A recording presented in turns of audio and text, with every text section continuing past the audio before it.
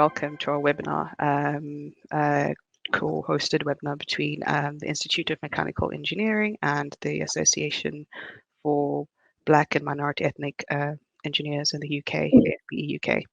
Our webinar today is titled Futureproofing the Institution and Breaking Stereotypes in Engineering. The panel, I will be your chair for the panel. My name is Mara-Tafadzwa Makoni from AFBE-UK.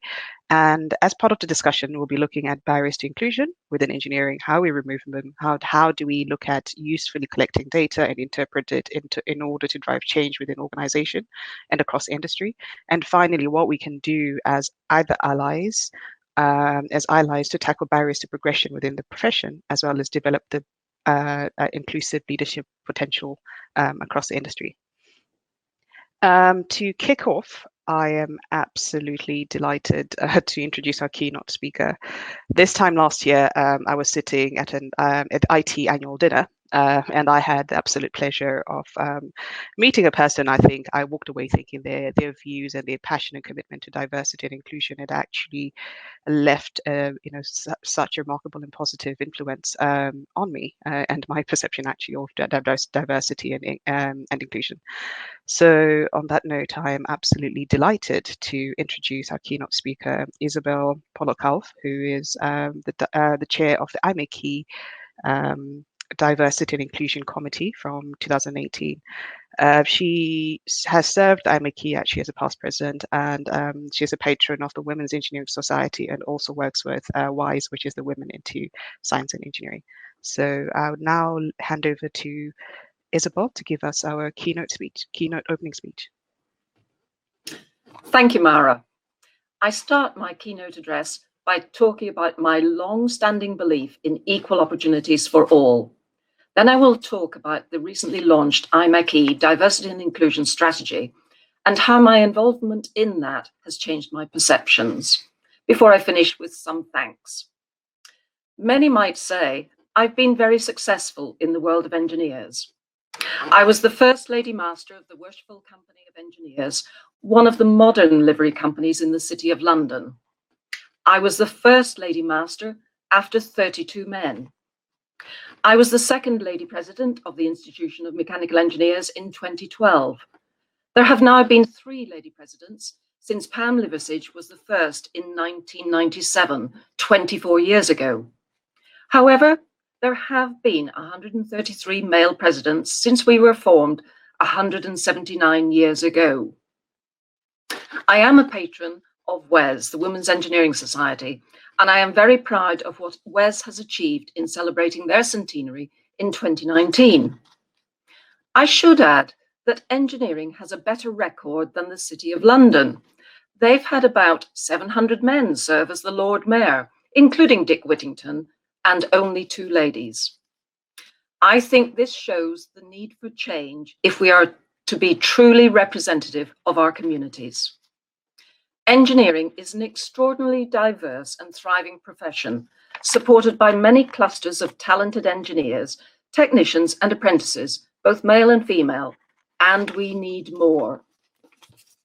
When I started to think about being an engineer, I was at a good school in Northern Ireland, working hard for 5 A levels, applying to and being accepted by good universities, and ultimately going to Imperial College in London to study mechanical engineering, going on to get my first job in a large chemical company. However, I did note I was one of 4 ladies amongst 120 men on my course at uni. I was one of 10 of the new recruits into my company. In fact, I was the first lady engineer they had ever seen on the site in 1976. So as a result, 45 years ago, I was breaking their perception of engineering stereotypes.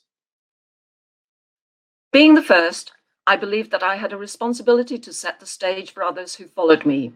I had to do the job well, otherwise the ingrained perception that only a certain type of person can do the job would be sustained. Since then, wherever I have worked, I have, in my terms, flown the flag for engineering and suggested that anyone with the right skills and talent can be an engineer and do the job. And here I do not want to marginalize are long-term supporters. We need majority allies to help, not become disenfranchised by feeling pushed out. However, I now appreciate that I had the benefit of privilege, which many do not. My career had minimal barriers, only opportunities. I thought everyone had the chance to do their best and have an equal opportunity. But I now appreciate there are deep structural inequalities in our processes, which marginalize parts of our society. Many people can only show the talents which conform to the norm, resulting in many hidden and suppressed talents. I am still a very active past president, and I'm currently chairing several committees for IMechE, the Staff Pension Fund, the New Nominations Committee, and the Diversity and Inclusion Committee. This week, we have launched our new D&I strategy action plan to make the Institution of Mechanical Engineers visibly more inclusive. This new strategy maps out very clearly the steps we all need to take to make a difference. We need to be exemplars of a diverse and inclusive professional organisation. We hope it will inspire everyone to cast a D&I lens over everything you do and make some changes as appropriate. Where there are barriers to inclusion, they need to be tackled if we are to become truly inclusive and diverse in our engineering community. We have to overcome our natural and unconscious biases. Personally, I have been doing this with my Formula student team at the University of Leeds and as the chair of the New Nominations Committee, when we are selecting new, diverse, talented members to our committees. This is our chance to encourage the right behaviours and culture to benefit and enable the benefits of diversity and inclusion to flourish. So Mara, it's been a privilege to speak on behalf of the IMechE, and I thank you, Mara, Rav, Sue and Ladi for being here today, and all the organising team for setting up this event. And I now hand back to you, Mara. Thank you. Thank you so much, Isobel, for that great opening, remarks. So I will now proceed to the rest of, the rest of our webinar. Just to reiterate, the objective of today, following on from the opening address, is really to look at some of these barriers to inclusion within across the industry, but also how we discuss, what the best practice is, how do we remove them, and in terms of things like collecting the right data and intelligence across industry to drive the relevant change in organizations, and yes, how we can actually tackle things like even barriers to progression and develop the right inclusive leadership across the industry. I am delighted to be joined by these three esteemed and very experienced people within the engineering industry, speakers on our panel. One of our speakers is Ladi Ariyo. Ladi is a mechanical engineer at Arup and has had several years of experience within design and construction, both within public and the private sector. As well as being very much an active STEM ambassador, he currently also serves as the IMechE's Diversity and Inclusion Committee. We also have on the panel Ruth Hancock. Ruth is an operational director with Michael Page and specializes in sourcing top talent within both engineering and manufacturing. And she has worked in recruit and supporting manufacturing businesses to attract and retain the best talent, supporting manufacturing professionals to develop their careers. Also on the panel is Rav Dhanjal. Rav Dhanjal is a chartered engineer is a fire engineering director with Arup. He's also a chartered fire engineer with over 20 years of experience. Over the 13 years, he has been responsible for leading and developing major fire safety projects nationally with a focus on transport infrastructure, and currently leads infrastructure fire business for Arup. In addition to that, Rav is the chair of the BAME Leadership Network in Arup and is a member of the EDI Executive Committee for Arup. So thank you very much all for joining me. So to start off, just a few notes around how we are actually going to carry out and conduct the webinar. We are the session is going to be very interactive, and we do encourage everybody on the webinar to engage in either the poll questions, which we will pose throughout the throughout the webinar, but also to engage with us and ask any questions, which as much as I can with the time given, I will try to address as we go through the actual webinar. Or we have 20 minutes at the end where we will have a general Q&A where we would love to engage our audience a bit more. So to begin, I thought it would be just to get everybody involved and interactive as part of our session. I would love to pose a question. So love to ask the audience to actually respond to the poll question, the first poll question. And I would really encourage everybody, as many as you can on the call, to actually take some time to answer some of these questions, because they actually are very interesting, and we're able to discuss them as a part of the actual discussion today or ongoing discussion. So the first question is based on, there was a research project that was done by the Center for Social Investigation, Center for Social Investigation, and the GEM project, and it basically they published 3,200. They published 3,200. They responded to actual job applications by sending out 3,200 fictitious applicants for jobs. And what was interesting is how the statistic that came out of this, by how many more applications any applicant from a BAME background would have to actually send out before they get a callback for any of the jobs. So I think that should be at the moment the question that is on your screen. And while we do that, and I think one of the things that's actually quite interesting, because one of the questions that we will start with while you respond is really around recruitment and some of the barriers to actual recruitment. For example, we do understand, and at AFBE-UK we usually talk about the fact that the problem is not getting the interest in engineering. You already have 32% of that 32% of representation within engineering, whereas we now know that in industry you have as little as 9% within that sort of BAME group. So some of it is really understanding how we go from 32% of students in engineering from a BAME background being UK domiciled students in engineering being interested to figure like 9. And I've got a number here which I actually found quite interesting, where it says it was an engineering UK report, which talks about how for graduates in engineering technology who found employment within 6 months of graduating, 32.6% of those from a BME background were in roles that were neither engineering related or within the engineering sector. So I think that's actually a very interesting statistics, because it tells you the proportion of graduates who, if they do manage to secure a job within 6 months, how many actually end up outside the engineering sector. Whereas for this, the only 27.2% were from sort of white background.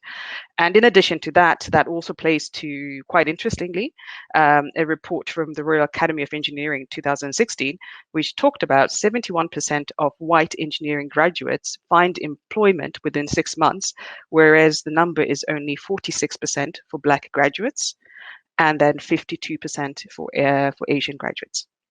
So I'll leave that to maybe perhaps that might form your answer as we get the poll results in, see if any of us are surprised, and then that leads us into our first questions for our panel. So,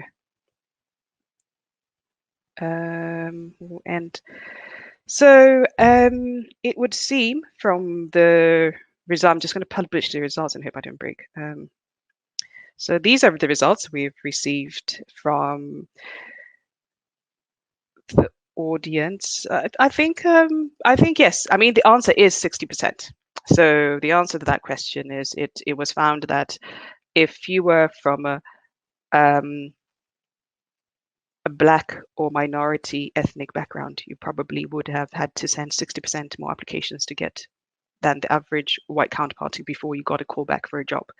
So I think a lot of people actually got that right. So I think that's I think we all sort of are in the I think the majority, yes, got 60% right.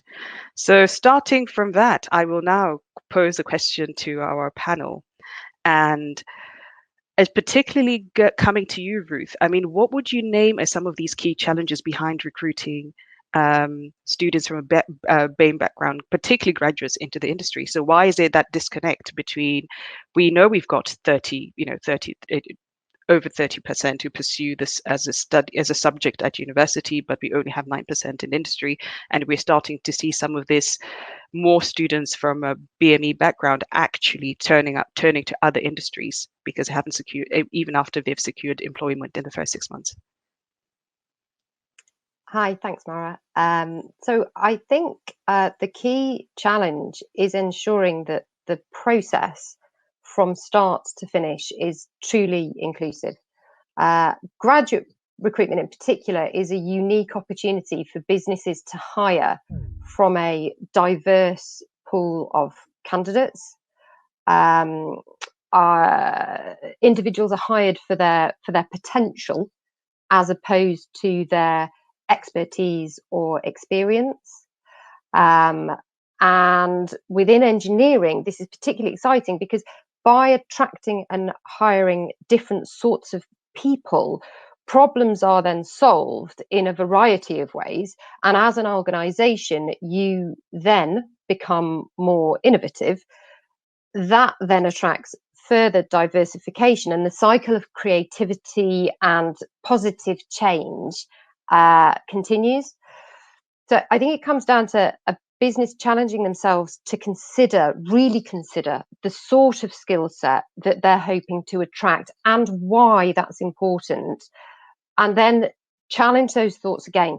It often demonstrates how broad a search, as I say, in particular for graduates, your search can be, particularly when businesses, as they often do, look to employ more than one graduate, as they're unlikely to want to have a similar group of individuals. So once that has been debated and considered, businesses then need to think about how they want to attract and assess those individuals, and that needs careful planning. And again, it regularly comes down to constant challenging. So, for example, if a company establishes that teamwork is an important attribute that a particular candidate needs to demonstrate, how they do that on their CV could be one of many things. So it could be team sports highlighted, but it could also be voluntary work, or it could be being part of a society at university. If there's any bias playing out, and the hiring manager themselves, for example, likes team sport, and they know people in their team are good at team sport, they may disregard other candidates. And that's the part that needs constant questioning. CVs that haven't been considered and applications that haven't been considered need a second and sometimes a third opinion to ensure that there's no bias playing out there, and that it is a truly inclusive process. Thanks for that, Ruth. Sorry, I had to bring myself off mute there. I mean, I absolutely think that's that's the right way forward. But however, we have often found situations where people challenge whether actual impartiality and inclusive recruitment actually exist. I'll give an example. For instance, is people have often cited, for instance, blind CVs as an answer to this, and I'll always laugh and say, give me anybody's CV, remove their name, the address, and whatnot. Then there'll still be finer details within CVs. For instance, if somebody was president of the Afro-Caribbean Society in itself, that in itself is somebody gone to University of Lagos in itself has a lot of. So at what point do we actually genuinely look at genuinely believe that a lot of these recruitment processes can actually be foolproof and actually be made to be impartial? I'm going to jump to Rav and just quickly ask, have you got any examples, or perhaps where some what we call from organizations where inclusive examples of best practice of inclusive recruitment practices that we can actually reference, or do you have any sort of Mara? Yes, I think I've just been listening to that carefully, and I just reflecting back on what we do in Arup. I think I think it's I agree with the blind CVs. You know, they're not foolproof, but I think it comes down to the diversity of the people selecting and interviewing is the key thing.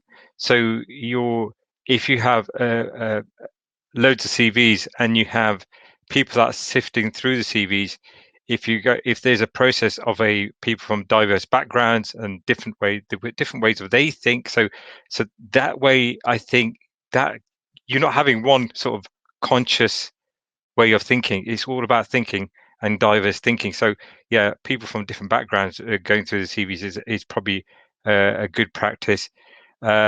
Even going down to interviewing, you know, when we do our grad recruitment, we always have two recruiters, we have two interviewers, a male, female, and where we can from different backgrounds as well. So that all helps in the process as well. Does that answer your question? Yes, it does, absolutely. Ladi, just to come to you there as a STEM ambassador. Have you, as you engage with students, sort of pursuing the sort of STEM subjects and perhaps looking at an outlook of what it looks like to be in the engineering sector? Are there any anecdotes where you can identify some of these barriers beyond what we have probably seen from the statistics that we've discussed today? I think we've very heavily focused on, I guess, graduate recruitment, and that's not always the case. I think even gaining experience within the world of engineering can be a barrier because a lot of it is based on who you know and what partnerships potentially universities have, or even your schools have, or even your parents or friends of your parents.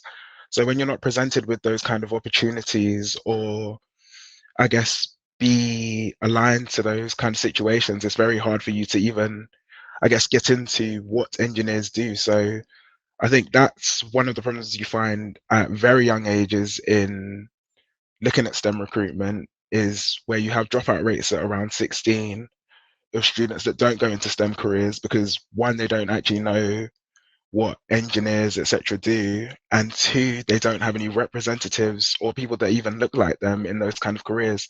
So I think addressing on those kind of concerns is one of the first steps you can take, whether that's by companies going and having partnerships with schools. So in my earlier career, when I worked at Skanska, there was a brand new school in Brixton called Brixton UTC. And as part of being a graduate at Skanska, you had to spend a certain amount of time mentoring students at this school. So therefore, you're not only actively showing that you care about changing diversity outlooks, but you're showing and proving by having people from your career from all sorts of backgrounds to then talk to these students about potential careers. And it's not just graduates, it's apprenticeships, it's 6-week summer internships, it's also placement years, so that you do have, I guess, a sliding scale of participation before you come to the final end of your degree and you're like, oh wow, I'm looking for a job and I'm very nervous about it and I don't know whether any of these companies would accept me. Thanks for that, Ladi. As you actually say that, just to link your response there to your question that has come through, it says some BME candidates don't have the time or luxury to partake in team sports or societies, etc., due to family responsibilities or having to work to fund their education. The question I might just throw this at you, Ruth. What tips can we give hiring managers to see past that and look for teamwork in unconventional forms? And I know you did actually just touch that on, as part of recruitment, bring out all that stuff. But do you have something to just give a very brief response to that? I think it comes back to the point that Rav made earlier, really, which is that all recruitment needs to be a team effort, and that team themselves needs to be diverse, so that we are challenging, not just passively, but actively challenging one another as to the decisions that are being made. Because it's a really good point. I think there is an assumption that if a particular skill set or trait is needed, that it's demonstrated in a particular way. And that's a really good point. It isn't always in one way. And if you've got a diverse panel, they will then challenge each other and say, well, hang on a minute, what about this person? You know, they may have demonstrated some really good teamwork in actually the work that they have done at university. So there may be a project which, whilst they physically haven't pulled it out of their CV, if you read carefully, you can see that they were an integral part of a team, and that demonstrates it. But that requires a diverse panel of people to read what that I'm consciously almost read what hasn't been written, see through the gaps, understand where different people from different situations and backgrounds are coming from. And as I say, that just reinforcing Ralph's point, you've got to have a diverse group of people looking at things in order to achieve that goal. Absolutely, I totally agree. We have another question that's going to lead into our next question, which says, can you tackle gender diversity and ethnic diversity in the same way, or do you believe that different approaches are needed? As I pose this account, and I think one of those things that I want to add as part of this question is, we want the word tackle, but who does it? You know, who takes the leadership and accountability? Because there has been, you know, this sort of, I think, discussion around, well, if you, so for instance, you're trying to look at ethnic diversity. So if you set up a BAME network, it's not as easy, because sometimes it could be seen as putting burden of those that are affected to actually go away and solve their own problems. Where in an organization do you get the leadership and accountability to actually drive this change? And where have we seen best practice of this? And I'm literally smiling at you there, Rav. As being part of this, you know, EDI steering group at Arup, but also having set up a BAME network. So where should accountability and responsibility for really setting the strategy and driving this agenda to actually tackle ethnic diversity, and how, having set up a BAME network, how do you think that we can tackle both at the same time, ethnic and gender, within these same forums? Good question. I think just to start off with by saying we're all responsible for this, and we're all really accountable for this. So the actions we take will have an impact. But when you look at an organization like my own, or should I say not my own, like Arup, the accountability the book really stops with the board, the people at the top, and what they push out to their senior leaders and ask them to do to ensure or to implement. So, you know, accountability is with the board really at the end of the day. If they see the issue, then I think that the senior members or senior board members should be accountable for this. And that's what's happened in Arup. Is we've recently had a global launch of a race plan. And from there, we've had a regional UK plan being put together. And the board have taken the responsibility to create this change, or try to, you know, figure out what's going on and implement for change to happen. So the board have put down certain requirements, certain targets, and eventually that's going to be filtered down to all the group leaders or the other directors, and they will be held accountable, and they will have to report back on how we're tackling the diversity, especially around BAME in Arup. So that, you know, to me, leadership are accountable at the end of the day. In terms of the BAME network, leadership network we set up, we set up in myself and Sharon Lee we set that up in July last year, and it just organically formed. So there was sort of, you know, associates up to director, well, myself, a director, we sort of got together and thought, what could we do? What could we help? What could we do to help the firm? Because what was lacking is the voice of the BAME person or the BAME staff, their lived experience, being non-BAME or being white, you know, they don't live that experience. They don't understand the situations that you go through, what goes through a BAME person's head. You know, for example, when I was made a director 4 years ago, I questioned my boss and said, was I made a director because of the color of my skin?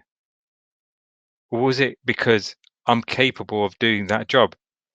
And my boss turned around and said, "Don't be silly, Rav. You know, you got the job because it's your what you can do, and it's about your capability, not because of your skin or what you look like." So you know, I think that's one thing people need to remember.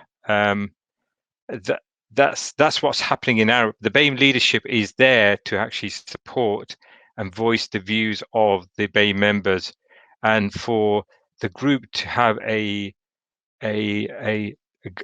firm to have a group they can lean into and get that experience they need to actually progress this, because knowledge is most important. Thanks, Ralph. I mean, I'm just going to reiterate something you spoke about. It's about the BAME voice, and how that translates to in that representation even within organization. And one of the things that we have done as AFBE, I mean, the actual foundation at AFBE-UK was actually 13 years ago, was around that. Giving ourselves a platform to actually understand what it meant to have that BAME voice within an organization. And what we've sought to do is to reflect the view of many BAME professionals. And we often feel that sometimes, even if there's this universal universal willingness to have conversations, but it could still feel like, you know, some of these forums, panels, or discussions are actually being held in echo chambers, so such that these very professionals whose barriers to inclusion and we're trying to understand are actually not present when the conversation are being had. So where is that BAME voice? So just to test that, I'm going to introduce our next poll question, which is basically asking our audience, and I really would appreciate if as many of you could participate in this, is without looking at your nationality, place of birth, or citizenship, which of these cultural groups would you perceive to belong to? So we've got white, we've got BAME, and then we've put other ethnic background. I mean, it's not meant to be granular, but I think it's, if we're having a conversation in particular, you know, it's been usually driven around sort of elements of recruiting, attracting, recruiting, and retaining BAME professionals within the engineering sector. So it'll be interesting to see who's actually on this call, and to see if it might highlight that perhaps these questions, if these discussions are being held where these professionals actually have, as Rav said, where that BAME voice is present and able to articulate some of these inclusions. And we want to make sure that we're fully engaged. And while our audience is taking time to respond, I'll just bring up a question that I would like to our panel to consider. So, does the panel have thoughts on recognizing and addressing the starting points are different for different people? For example, if you scored 100 but they started at +20, this is different to someone who started at -20. They are not the same candidate. So while our audience is actually answering the poll, and before we publish the poll results, would anyone like to have a stab at answering that on the panel? Yeah, I wouldn't mind having a stab. I think this comes down to retention and how our BAME colleagues and staff feel, really. I think the most important thing is a sense of belonging and being valued and feeling valued. So that means you need to be treated equally. But when a BAME person comes up to you and says, I have to work twice as hard to get a promotion, then that's not an equal level playing field. That's when you know that you're talking about that extra 20%. Yes, there is a difference, and I actually see that, and I've actually been through that. So I've been through. This is my fourth company that I'm working for, but each time I had to make a progression, I had to move, and that's why companies are losing BAME staff in terms of retention. I'm going to stop that there, Rav, because that leads us brilliantly into our next section.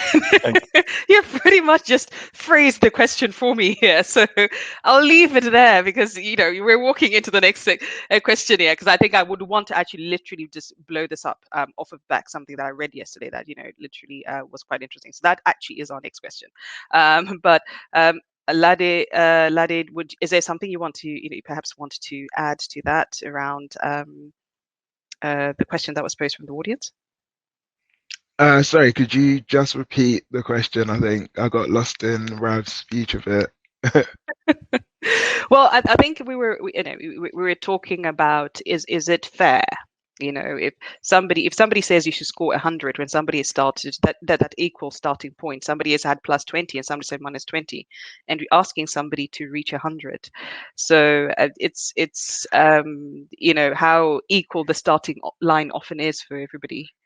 Yeah, I think trying to place it in the idea that everyone starts off equally is ridiculous, because that isn't the way our world works. But at the same time, companies should have in mind ways to address these discrepancies. So we've talked about diverse panels of, I guess, interviews, but it could also be things like sponsorships of local communities that let you know that you're active in addressing these concerns and these issues. Because a lot of the time, a lot of people from BAME backgrounds don't have access to a lot of these companies until they're at a university stage, whereas other people, by virtue of the nature of these companies and their makeups, may have parents and siblings, etc., that already exist in these companies. So you already have a route in to a certain extent. Whereas if you do things like open days, I know AstraZeneca did a very good one with BB STEM, whereby they walked 40 students from African Caribbean backgrounds through basically their hiring processes, what they believe are key factors in determining how you're getting to AstraZeneca, how they'd like their company to look in the next 20 years. And they had a 97% feedback rate from, I think, a starting point of 43 from the students of, I actually have an idea of how to enter a company like AstraZeneca. Whereas before, you're now writing CVs or applications to companies that you don't fully understand what they're looking for in a candidate. True. I'll add to your point there and just quickly say, and I don't have rights of speaking at the but we again at one of the things that we do in our organization is really articulate the fact that of those 32 engineering students that are recruited that are studying engineering, rather 32% are engineering from the from the sort of BME background, but less than 1% are in Russell Group University. And if you want to infer what that means in terms of like you said, Ladi, that those opportunities are likely to be pushed more towards that less than that less than 1% figure. Opportunities to engage with corporates, recruitment strategies around this. But that's a conversation I suppose we could we might come up later. The next, if I could just ask to have the next poll published, and then we can publish it to the audience just to see. So we're looking at the makeup of the actual audience today, just to further iterate that sometimes are enough people from sort of when you talk about inclusivity, how inclusive are we in actually having and engaging in these discussions? So if I'm assuming that's been published. Okay. Mara, can I add something to Ladi's comment? I think the when we say is it equal level playing field, I don't think there's the other factor we forget is I'm a first generation Indian, so my parents from India, the north of India. Mm-hmm. So when my parents came over, I was born in Great Britain, and the point here is my parents didn't understand engineering; they didn't speak English, so I was already on the back step there because they didn't know how to get me through. Then my school never get me to university. So educating parents is a key focus. Should be a key focus, because if you go to the schools, educate the parents is this is what your child can do or achieve in engineering, and that will help to bring through and help the level. Brilliant point there, because I say this from experience. One of the things we learned from our program Making Engineering Hard is you work with the community, because even for different cultures, it's not even the parents, it could be the church. You know, certain cultures will have loads of influence from decision making.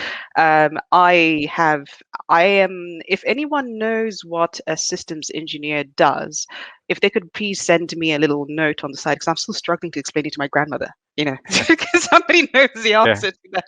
Please slide me a little note. So yes, absolutely, to that point, it really is, you've got to engage at community level, because different cultures have different, especially at the formative years for a lot of our students, actually in the attraction phase, where we're trying to get them onto that sort of STEM. Quite interestingly, so we've got the results back, which will now be published if I hit the right buttons. So we've got, I think, my maths, here comes Engineer Mara, and we've got about 150 people.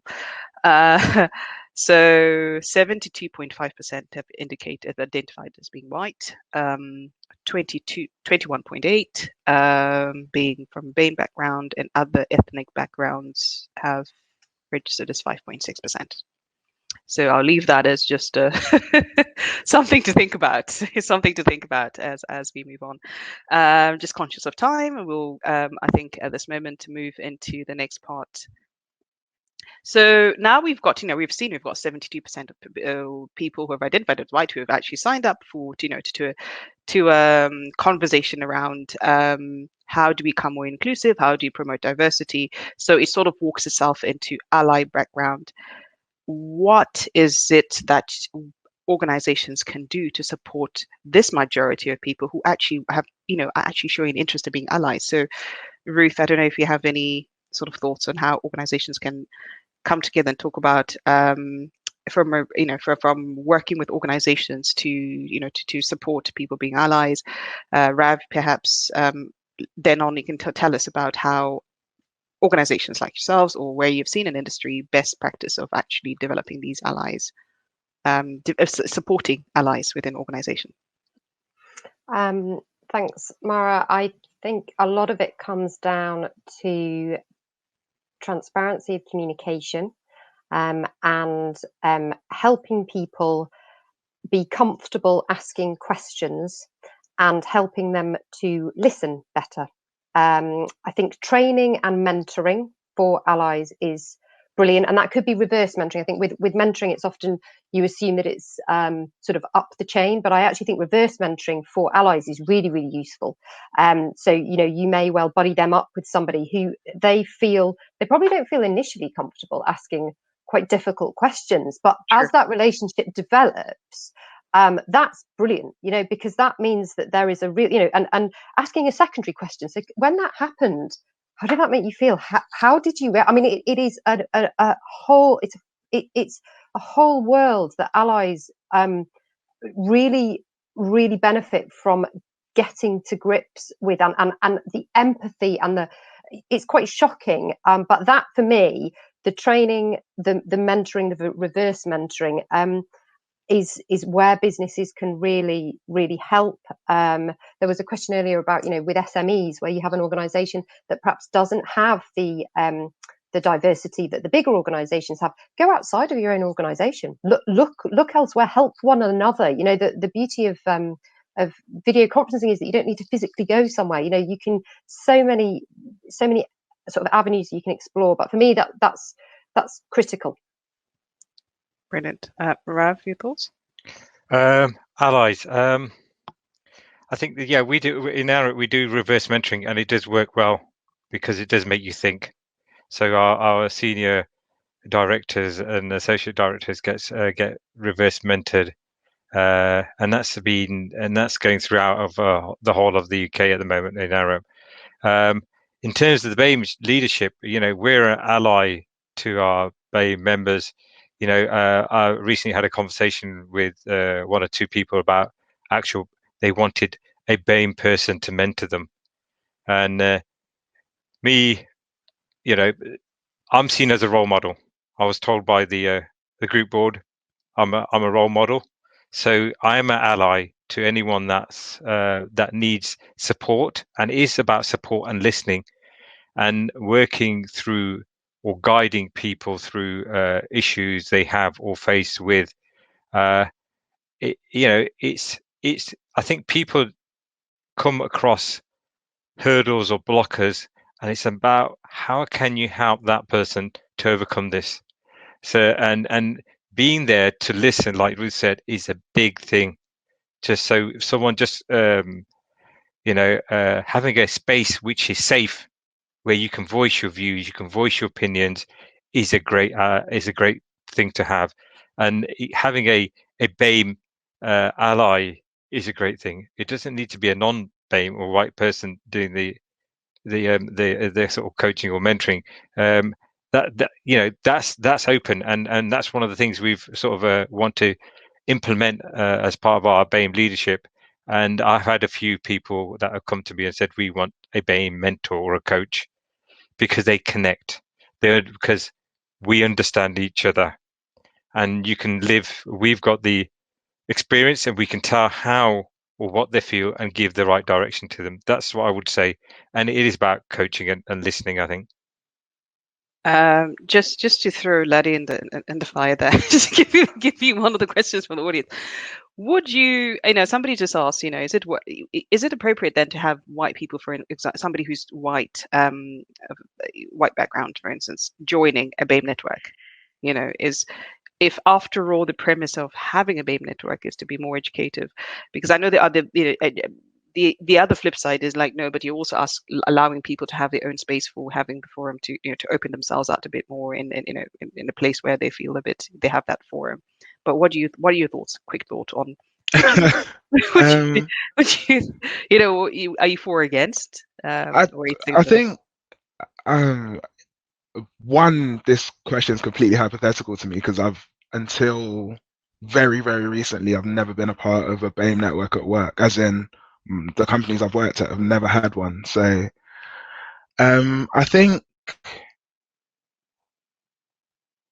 I guess it depends on what the BAME network is directly addressing. So if it's very cultural, I don't think it's necessary for, I guess, white people to be a part of the BAME network in that regard. But if it's a lot more work centric and based around actually progressing the careers of BAME colleagues in that career, then definitely, because you'd have to have advocates that are outside your very small minority to help advance your careers. So I think that would be my answer to addressing a BAME network. I think they are very useful in identifying and helping you feel supported in often wide and sprawling companies. Okay. But yeah. I totally understand. Just a yes or no question. Are you surprised almost 3/4 of participants classify themselves as white? Yes or no? In this speech?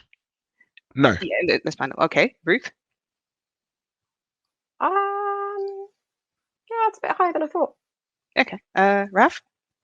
No surprise to me. Okay, so that's fine.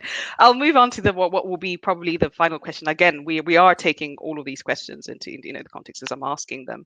I'm trying to make them representative of what people are asking in the forum. So Trevor Phillips, who's the chair for Green Park, was on the BBC talking about this issue of retention and progression, which I spoke about earlier. And 10 out of 299 FTSE 100 leaders are actually from a BAME background. We can towards the end actually address whether the term BAME is useful, because that's been asked. But anyway, we'll leave that for now. But retention, especially for us, and this is allowing me to give my little 2 minutes of AFB rant.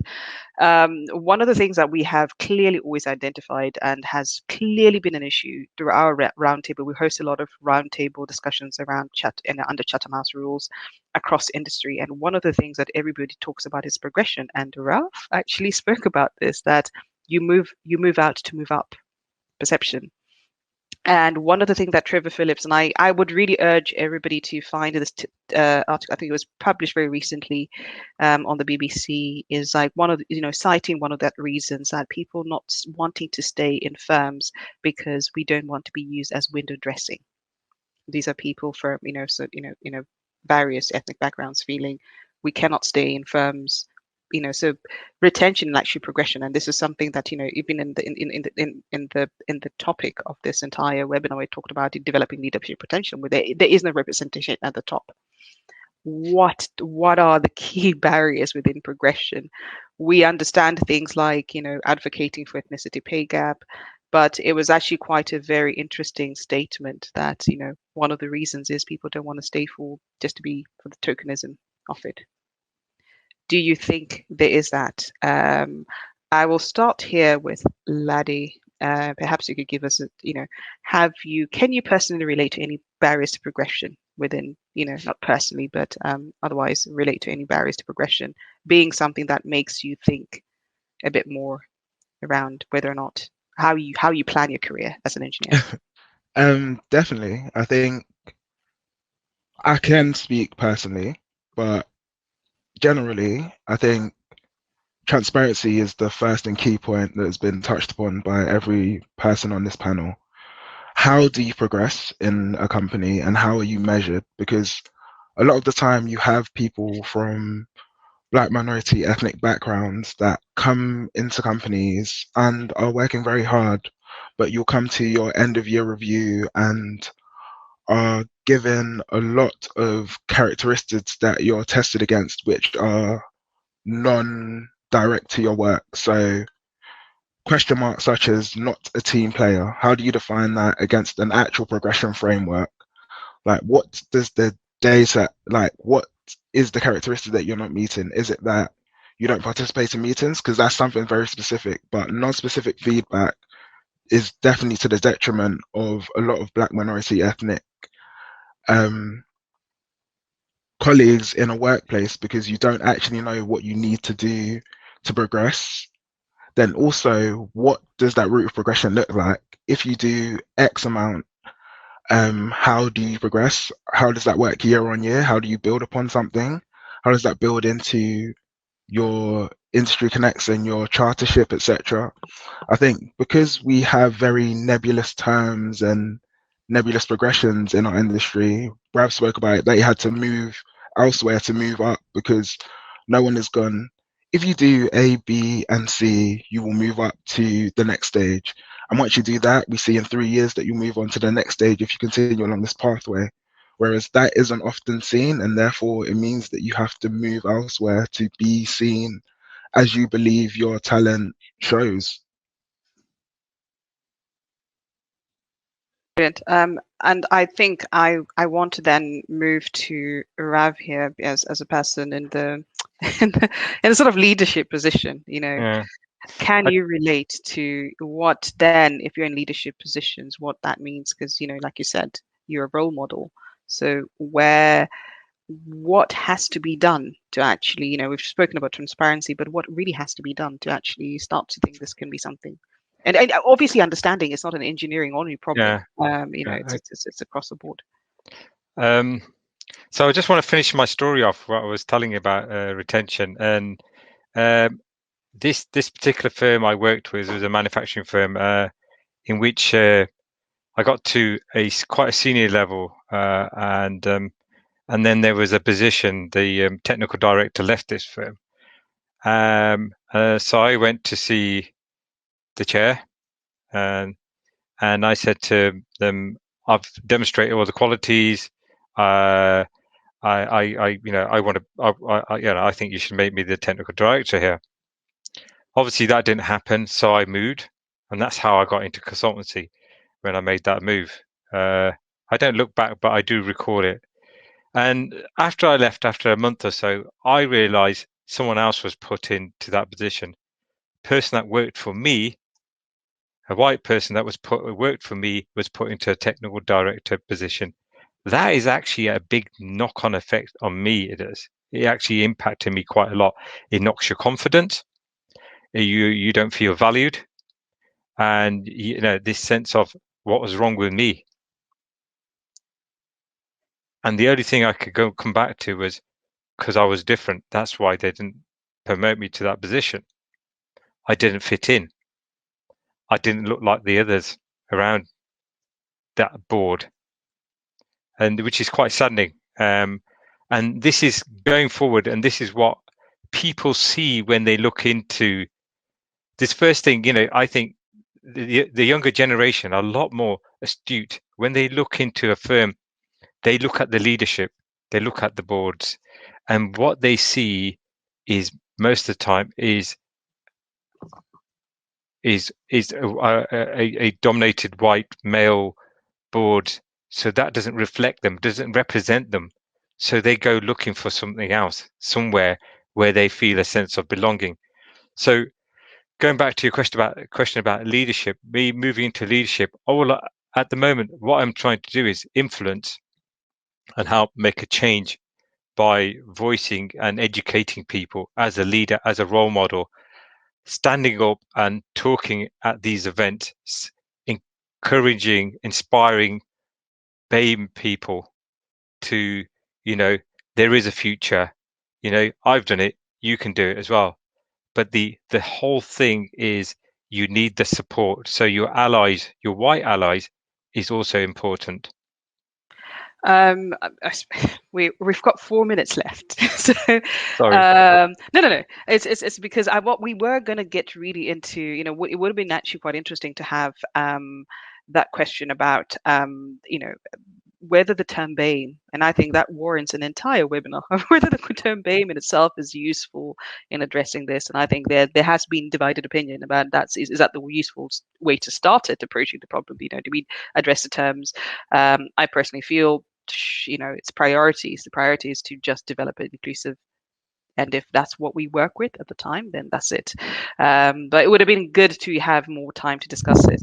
However, I'm going to give our audience one last opportunity to interact with us. And what we're asking is, there's been a lot of conversation around, what should change.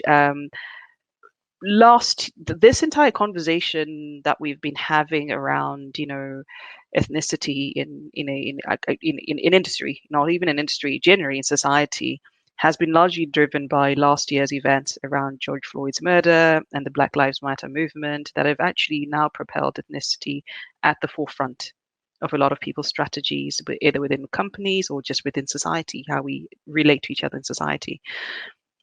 And we saw a lot of questions. We saw a lot of statements of solidarity. We saw a lot of people saying, well, we don't condone racism, we're anti-racist, we're there from an organizational corporate perspective. However, a year later, close to what will become a year later after all of this, if we were really to look at 2021, so if we were to look at what is the most pragmatic, or what would be the most desirable change, if we were to see an industry as engineers in 2021, either by law or industry practice, what should it be?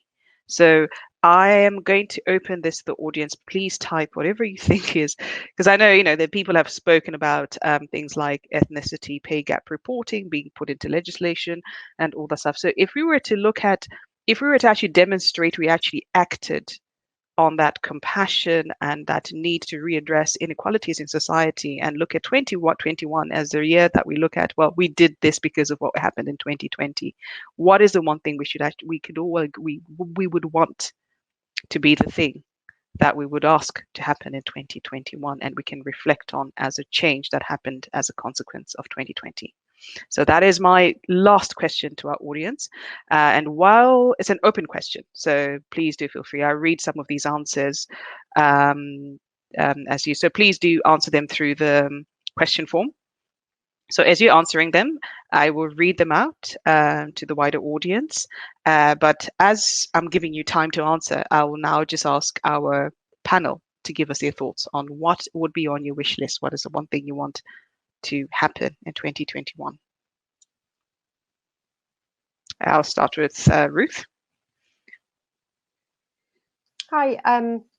I think the change that came off the back of the gender pay reporting was significant, and I would like to see that rolled out across different diversity strands, starting this year with ethnic diversity. Thank you. Ladi? Very similar, but I'd like to see collective reporting against an industry scale. So having a framework that everyone adheres to and signs up to and progresses along. Arup? I would like to see real action, actually. At the moment, there's a lot of talk. There's no action. So what's that one action? If there was one action, you could. My, to be honest with you, I think we had this conversation before, and I have a strong belief that my Black colleagues are underrepresented in the engineering industry. So I would like more of my Black colleagues to be, progress, really, because I don't think there is a big issue with Asians progressing through the companies. But I believe there is an issue for my Black colleagues not progressing and not given the opportunities. That's what I would like to, if you want to pinpoint it. Good. Thank you so much. I'll just, some of our members of the audience have said greater collaboration between all stakeholders, for example, WISE, WES, and AFBE. Oh, well, thank you. And then large companies should publish the spread of minorities across the organization by function, grade, and age, as this is the first step in transparency and can highlight to senior managers how representation decreases at more senior level. Very true. Leadership positions in company hierarchy and general society for BAME. Yes, somebody says Rav said it all. Real action. Wish list for a clear roadmap for continuous change. Again, very true. And then we've got to be in a position that these conversations do not even need to happen, because equality and inclusion is just a natural course of life. That is very true. Education of issues and experiences of the different minorities throughout industry and society. And then I don't know how to solve it, but what we can do to convince people that there isn't a diversity and inclusion problem in engineering. If one person changes their attitude, it will make a big difference for a lot of people. I had a previous employer tell me that gender pay gap wasn't an issue, and I had someone in a leadership position tell me we shouldn't focus on getting girls in engineering because statistics show that girls do not want to be engineers. Oh, okay. More BAME in senior management. I agree with Rav and Ladi, action is required, and as majority representatives, we need to know what to do and how to help. And then I would like to know how we're doing and show improvement via real action. We want to see BAME leadership. We may need to identify, recognize, and nurture better BAME colleagues. I think that's... and then the yardstick for measuring and compensating performance should be the same across all ethnicities at work, and we need to be persistent in our efforts at requiring the right approach to D&I by corporations. And on that note, and I think that perfectly summarizes what the majority of people on this forum have expressed as their wish list. So on that note, allow me, it's 3 minutes past 1. I do apologize if I've taken up a bit more than your time that you anticipate spend on this webinar, but please allow me to thank the Institute of Mechanical Engineers. They are on behalf of AFBE-UK, they're a member of ours, and we have absolutely been honored that they chose to collaborate and speak and work on this webinar, which they've put a lot of effort behind, to open up these, which can be deemed as difficult conversations to have just across industry or across society. We are truly appreciative of all the organizers of this webinar, the time and effort, and fully supportive of their recently launched D&I strategy. We identified as being very progressive, and we do actually look forward to working with them in the future, whether it's by implementing or supporting the initiatives that align with a lot of the diversity inclusion work they're doing. Allow me to also thank my 3 esteemed panelists who have done a great job. I'm sure I could have gone on and on. There's so many questions that we would have loved to throw at them. That's also perhaps a reflection that we've had such a good attendance. There would be so many people who had so many questions. We had a significant attendance. We had well over 150 people have joined us, or at least responded to the polls throughout. So Ruth, Ladi, Rav, thank you so much. Thank you for your inputs. Incredibly honoured to be in your presence and to have shared your inputs and thoughts, particularly around this. And also to our keynote speaker, the chair of the Diversity Inclusion Committee, Isobel, such a wonderful opening remarks, really highlighting some of the work that does still need to be done, but also to celebrate some of her accomplishments within the sort of D&I field, and also as a fellow woman engineer. And I would also now like to take time to thank AFBE-UK, who, thanks to the great work they're also doing, have allowed me to be given this platform to chair this